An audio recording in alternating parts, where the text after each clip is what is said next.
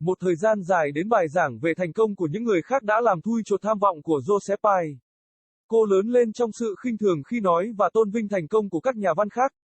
Thành công của chính cô ấy nằm ở việc cô ấy đã nói về họ ngay từ đầu, nhưng đó là công việc của cô ấy, để dạy về những người vĩ đại và làm thế nào và tại sao họ lại tuyệt vời như vậy. Học sinh của cô ấy không bao giờ trông giống như họ quan tâm, và Lord biết Josephine cũng hầu như không quan tâm.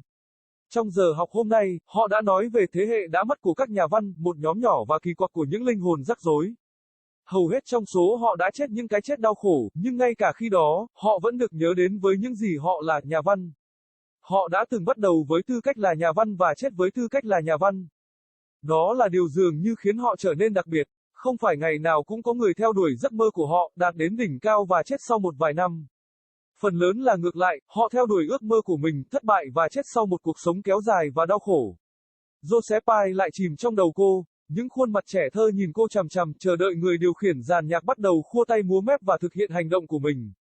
Đây không phải là lần đầu tiên cô ấy khoanh vùng lớp học của mình và hầu hết đều chờ đợi cho đến khi cô ấy tập hợp lại với nhau.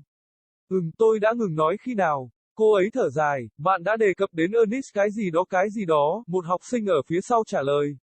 Hemingway, tốt, đầu của Josephine vẫn quay cuồng và cô ấy phải vật lộn để tìm cách tiếp tục. Bạn biết đấy, chúng ta cứ để nó ở đây và đợi những người còn lại trong lớp thì sao? Không ai thèm từ chối lời đề nghị của cô ấy và trong vòng 1 phút tất cả học sinh đã rút điện thoại thông minh của họ ra. Josephine quay lại bàn làm việc và mở máy tính xách tay. Cô ấy có nhiều email đọc như sau, Josephine thân mến, chúng tôi thực sự đánh giá cao việc bạn cho chúng tôi cơ hội xem xét câu chuyện của bạn. Mặc dù A Raising Light kết thúc không phù hợp với chúng tôi nhận ra rằng không thiếu các địa điểm khác mà bạn có thể đã gửi nó đến và điều đó có ý nghĩa rất lớn đối với chúng tôi mà bạn nghĩ rằng hãy gửi nó theo cách của chúng tôi. Chúc bạn đạt được kết quả tốt nhất trong nỗ lực viết lách của mình, Julie Marickson, quản lý biên tập viên tạp chí văn học Literate. Họ đều nói như nhau, dù ít hay nhiều. Mọi email từ chối đều cố gắng làm cho bạn cảm thấy tốt hơn bằng cách nói rằng nó có thể đã được chấp nhận ở một nơi khác nhưng không phải ở đó. Mối quan hệ tương đương với việc nói, không phải bạn, đó là tôi, nhưng cô ấy biết họ muốn nói gì. Tốt thôi, chỉ là không tốt, xin lỗi, và họ đã đúng bởi tất cả các tài khoản. Văn bản của cô ấy không được cải thiện và hầu hết thời gian cô ấy buộc phải gửi tác phẩm của mình dưới dạng bản nháp, đó là hoặc hoàn toàn không gửi chúng. Cuộc sống đã như thế này trong một thời gian. Josephine đã dạy lớp học, kiểm tra email của cô ấy, tìm thấy những lời từ chối và vẻ mặt hạnh phúc trở về nhà với chồng. Anh ta là một dược sĩ, bản chất thực dụng và là lý do cô quyết định bắt đầu công việc giảng dạy. Cả hai đều đã ngoài 40 tuổi và đang nghĩ đến việc mua nhà, lập gia đình. Ngày nay, ý tưởng này chỉ gây ra nỗi kinh hoàng ở Josephine. Không phải vì việc sống hoặc có một gia đình với William là điều tồi tệ, mà bởi vì cô vẫn cảm thấy không được bao bọc. Có thể không hài lòng sẽ là một từ tốt hơn, nhưng sự thật là như thế nào, chính cô cũng không biết. Việc kéo khóa ba lô kéo cô ra. Học sinh của cô đã sẵn sàng rời đi. Cô gạt họ bằng cái vẫy tay và một nụ cười căng thẳng. Một số đi bộ, một số chạy ra khỏi cửa. Theo máy tính xách tay, còn 20 phút nữa là đến giờ học tiếp theo của cô, nhưng Josephine đã cảm thấy buồn nôn. Nếu phải nói về những bậc thầy sáng tác lẫy lừng một lần nữa, cô ấy sẽ ném mình vào thùng rác và châm lửa đốt. Liệu vũ trụ có cảm nhận được quyết tâm từ bỏ công việc khốn khó của cô ấy và muốn kiểm tra cô ấy hay không? Thật khó để nói, khi Josephine đã sẵn sàng rời khỏi lớp học của mình, giám đốc khoa tiếng Anh, một học giả đang gặp khó khăn từ Cornell mở cửa. Xin chào, bà Hay, tôi hy vọng bạn đang làm tốt, anh ấy luôn nói với giọng điệu lịch sự mà bạn biết đó là Chúa, không giống như cách anh ấy nói chuyện với bạn bè của mình tại quán bar. Thật là một người quân tử, tôi rất vui vì tôi đã tìm thấy bạn ở đây. Tại sao, cô ấy không cố gắng che giấu sự cay đắng nơi đầu lưỡi của mình. Edgar đặt cái mông khó chịu của mình lên góc bàn. Không nghi ngờ gì nữa, bạn đã nghe tin. Tôi sẽ nghỉ hưu, và sẽ sớm thôi. Josephine đã biết mình đang ở đâu. Nghĩ về những gì anh ấy sẽ nói tiếp theo cũng đủ khiến cô ấy phát hờn. Tại bộ phận chúng tôi đã cân nhắc rất lâu và khó xem ai sẽ là người kế nhiệm tôi. Ai sẽ là người phù hợp nhất để thay thế vị trí của tôi. Và tôi phải nói với bà Hay, tôi không tìm thấy người nào phù hợp hơn chính bà. Đến lúc này, cô đã sẵn sàng lao vào anh. Vì vậy, tôi chính thức đề nghị cho bạn vị trí giám đốc tương lai của khoa tiếng Anh tại một tổ chức tuyệt vời này. Khi những người bình thường hơn sẽ viết nó, bạn có muốn công việc không? Edgar tự hào về bản thân mình. Rất vui khi truyền lại một vinh dự như vậy cho người cấp dưới buồn bã của mình. Không, là tất cả những gì cô ấy trả lời. A long time coming, lecturing about the success of others had dented Josephine's ambition. She grew in contempt of speaking and glorifying the success of other writers. Her own success lied on the fact that she spoke about them in the first place, but that was her job, to teach about the greats and how and why they were so great. Her students never looked like they cared, and Lord knows Josephine barely cared either. During today's class, they were talking about the lost generation of writers. A niche and odd bunch of troubled souls. Most of them died miserable deaths, but even then, they were still remembered for what they were, writers. They once started as writers and died as writers, that's what seemed to make them so special.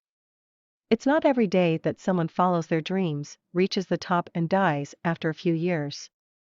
It's mostly the opposite, they follow their dreams, fail and die after a prolonged and miserable life. Josephine was sunken in her head again.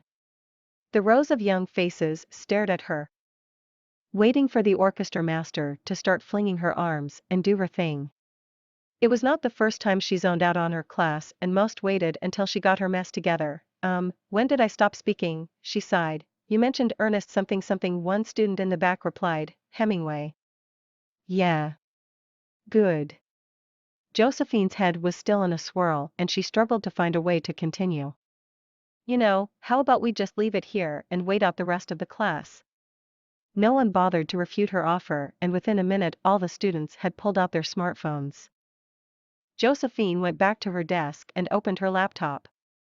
She had multiple emails that read as follows: Dear Josephine, we really appreciate you giving us the opportunity to consider your story.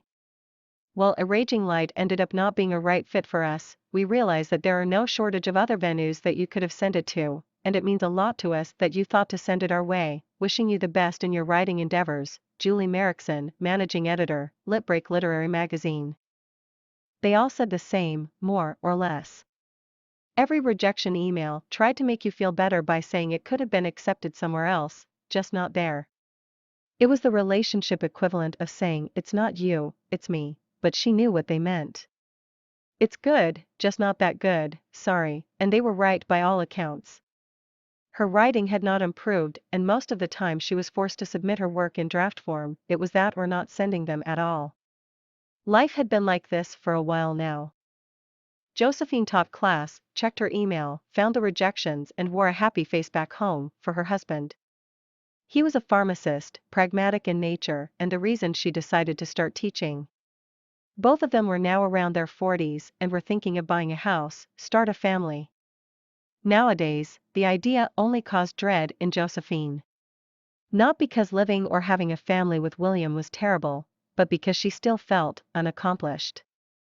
Maybe unsatisfied would be a better word.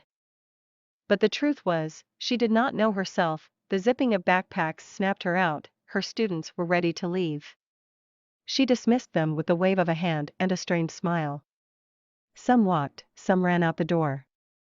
According to the laptop, there was still 20 minutes before her next class, but Josephine was feeling sick to her stomach. If she had to talk about the same glorious masters of writing once more, she'd throw herself into a garbage bin and light it on fire. Whether the universe sensed her determination to quit her miserable job and wanted to test her, it's hard to say. As Josephine was ready to leave her classroom, the director of the English department, a stuck-up academic from Cornell, opened the door. Good afternoon, Mrs. Hayes. I hope you're doing well. He always spoke in this well-mannered tone that, you know, by God, was not how he spoke with his buddies at the bar. Such a gentleman. I am glad I found you here. Why? She didn't try to hide the bitterness in her tongue. Edgar placed his nasty bottom on the corner of the desk. No doubt you have heard the news. I am retiring, and soon. Josephine already knew where he was getting at. Thinking at what he would say next was enough to make her go off. At the department, we have been considering long and hard about who my successor would be, who would be the most appropriate individual to take my place. And, I have to tell you, Mrs. Hayes, I find no better suited person than yourself. By this time, she was ready to pounce at him. So, I am officially offering you the position of future director of the Department of English in this amazing institution. As the more casual would pen it, do you want the job? Edgar stood so proud of himself, so happy to pass down such an honor to his otherwise sad subordinate. No, was all she responded.